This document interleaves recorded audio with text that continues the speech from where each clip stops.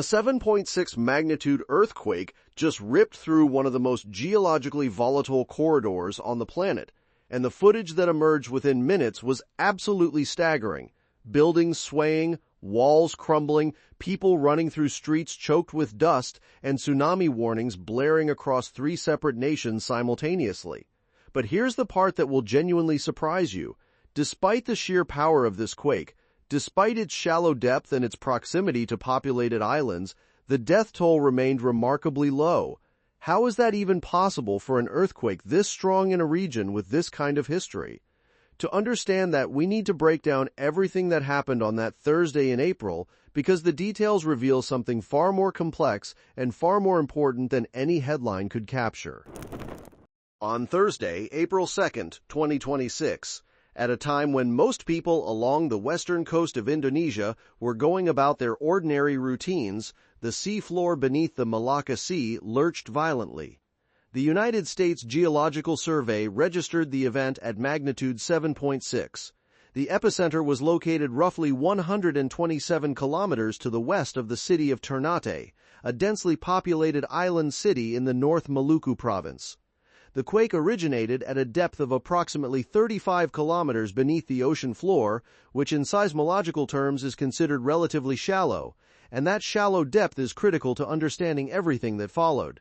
Because when an earthquake occurs this close to the surface, its energy radiates outward with far greater intensity across a much wider area. Deep earthquakes lose a significant portion of their energy before it reaches the surface. Shallow ones do not have that buffer. The ground shaking that people experienced across multiple provinces was a direct consequence of that proximity to the Earth's crust. In the cities of Ternate and Batong, residents reported feeling the initial tremors with alarming intensity for somewhere between 10 and 20 seconds. Now, 20 seconds might not sound like much when you say it casually, but if you have ever experienced a strong earthquake, you know that 20 seconds of violent shaking feels like an eternity. Walls flex, furniture slides, glass shatters. The ground beneath your feet, the one thing you have always taken for granted as stable and reliable, suddenly becomes unpredictable. And during those critical seconds, decisions are made that determine whether people survive or do not. Some people froze, some ran, some took shelter under door frames and tables, and one 70-year-old woman in the Manado region was not able to escape in time. According to Alwi Sationo, the deputy police chief of North Sulawesi, this woman became trapped beneath rubble after a section of a building belonging to the local sports authority collapsed. She was the sole confirmed fatality from this earthquake, and her death is a sobering reminder that even when the broader statistics seem manageable, every single number represents a real human being with a family and a life that was cut short. Others were injured as well, struck by falling debris or hurt during the frantic evacuation efforts that followed the initial shaking. In moments of panic, injuries from stampedes and falls can be just as dangerous as the structural collapses themselves. But the story does not end with the initial quake, not even close. What followed was a relentless sequence of aftershocks that kept the entire region on edge for hours. The United States Geological Survey documented dozens of significant aftershocks, including one that registered at magnitude 6.2. Let that sink in for a moment. A 6.2 magnitude earthquake would be a major seismic event on its own in most parts of the world. Here, it was merely an aftershock, a secondary tremor following something far more powerful. The Indonesian Meteorological, Climatological, and Geophysical Agency, known by its Indonesian acronym BMKG, recorded approximately 50 aftershocks in total, with the largest on their instruments measuring 5.8. Each one of these aftershocks compounded the damage, weakened already compromised structures, and forced people who had just begun to feel safe back into a state of heightened fear and uncertainty. The damage assessment that unfolded over the following hours and days painted a widespread and troubling picture across North Sulawesi, North Maluku, Ternate, and Mayo Island. This was not damage confined to a single neighborhood or a single city block. It was sprawling and varied. Churches sustained structural cracks and partial collapses. Hospitals, the very facilities needed most in the aftermath of a disaster, reported damage to their buildings. Hotels popular with both domestic and international travelers were affected. Residential homes across multiple communities were damaged or rendered unsafe for habitation. Landslides triggered by the shaking blocked roads and created secondary hazards. Power outages plunged parts of the affected region into darkness, complicating rescue efforts and communication. And photographs that circulated widely showed metal structures, towers, and frameworks tilted at unsettling angles, bending under forces they were never designed to withstand. In Ternate specifically, damage was reported to homes and places of worship. On the Betong Dua Island area, a church sustained notable damage, and in South Ternate at least 2 homes were significantly affected. The coastal city of Betong, positioned at the northeastern tip of Sulawesi, experienced severe tremors of its own, and damage assessment crews were deployed there as well. Suharyanto, the head of Indonesia's National Disaster Mitigation Agency, confirmed that buildings across both North Sulawesi and North Maluku provinces had sustained damage, validating what residents on the ground had been reporting through social media and direct communication channels since the quake struck. There was, however, a small piece of encouraging news buried within the broader damage reports. Indonesian Minister of Public Works Dodi Hunggoto stated that initial assessments indicated roads and bridges in North Minahasa and Betong appeared to be largely intact and functional. This matters enormously in disaster response because transportation infrastructure is the lifeline through which aid, medical supplies, rescue personnel, and evacuees all flow. When roads and bridges fail, the humanitarian consequences multiply rapidly. The fact that these critical arteries remained passable allowed response efforts to proceed with fewer logistical obstacles than might otherwise have been the case. Now, let us talk about the tsunami threat, because this is where the situation became genuinely terrifying for millions of people across Southeast Asia, even if only briefly. Immediately following the earthquake, United States Tsunami Warning Authorities issued an alert stating that dangerous tsunami waves could potentially form along the coastlines of Indonesia, the Philippines, and Malaysia within a 1,000-kilometer radius of the epicenter. 1,000 kilometers, that encompasses an enormous swath of ocean and coastline, affecting tens of millions of people across 3 sovereign nations. Coastal communities were urged to move to higher ground. Sirens wailed. Emergency broadcasts interrupted regular programming for those living in low-lying coastal areas. The fear was visceral and immediate because this region knows exactly what a tsunami can do. Fortunately, the worst-case scenario did not materialize. The BMKG confirmed that small-scale tsunami waves did form at 5 different locations along the coast, but none of them reached catastrophic proportions. The highest wave recorded measured 0.75 meters and was detected in North Minahasa, North Sulawesi.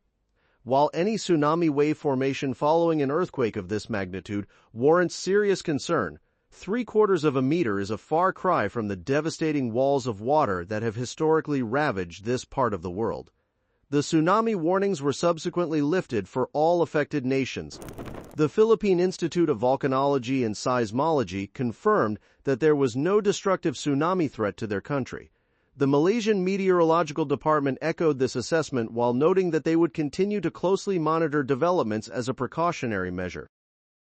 The United States Geological Survey offered a broader analytical perspective on the event, noting that although the earthquake's epicenter was approximately 150 kilometers from densely populated islands such as Ternate and Sulawesi, the likelihood of further loss of life was considered low and economic damage was expected to remain limited.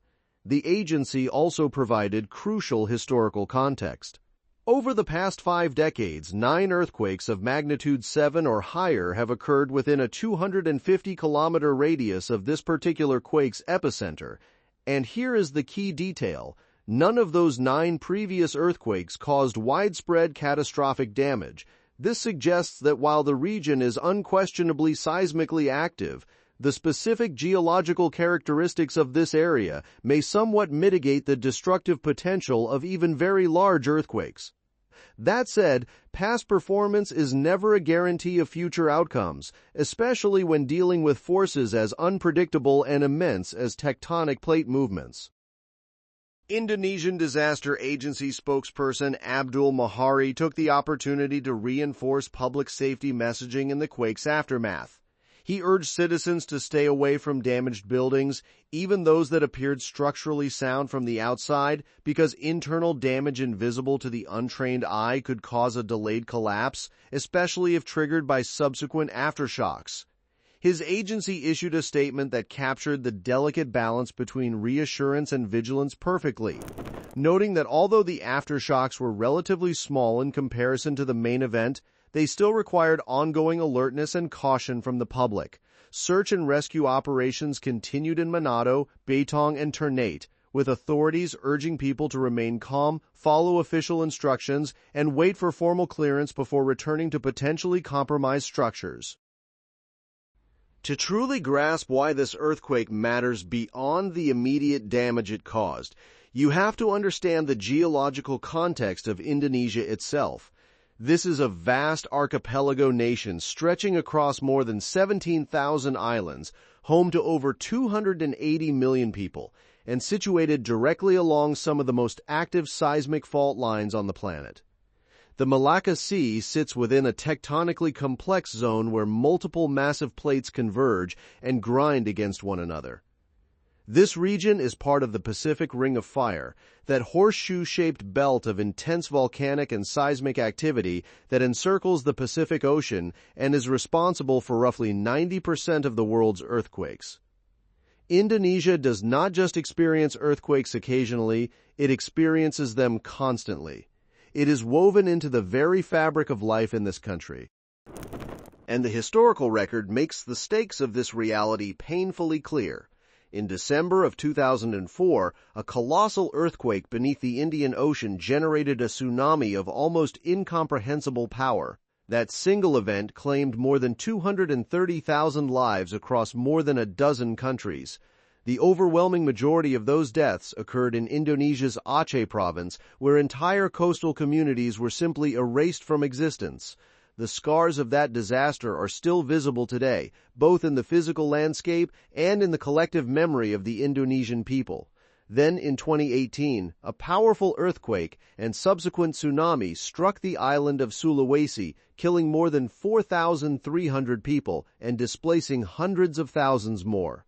The city of Palu was particularly devastated, with entire neighborhoods swallowed by a phenomenon called liquefaction, where the ground itself essentially turns to liquid during intense shaking.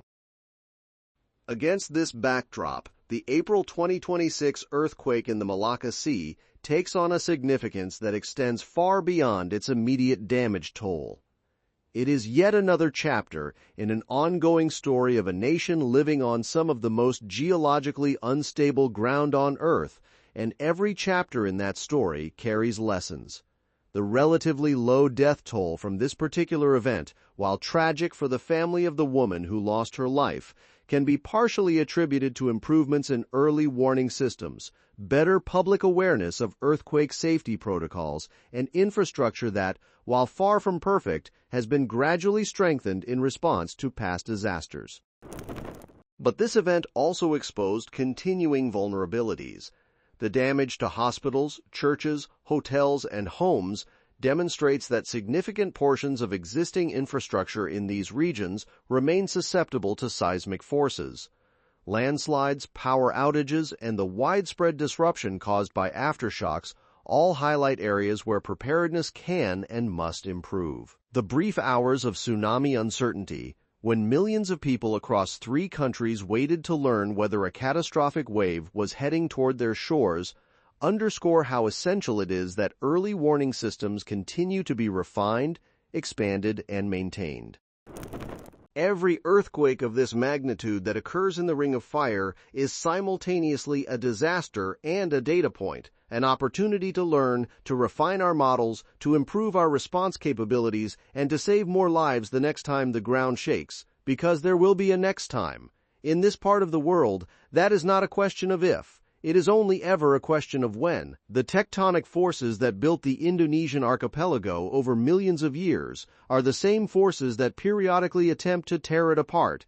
Living in harmony with that reality requires constant vigilance, continuous investment in preparedness, and an unwavering commitment to protecting human life against forces that are ultimately beyond human control. That's it for today, folks. See you in the next video.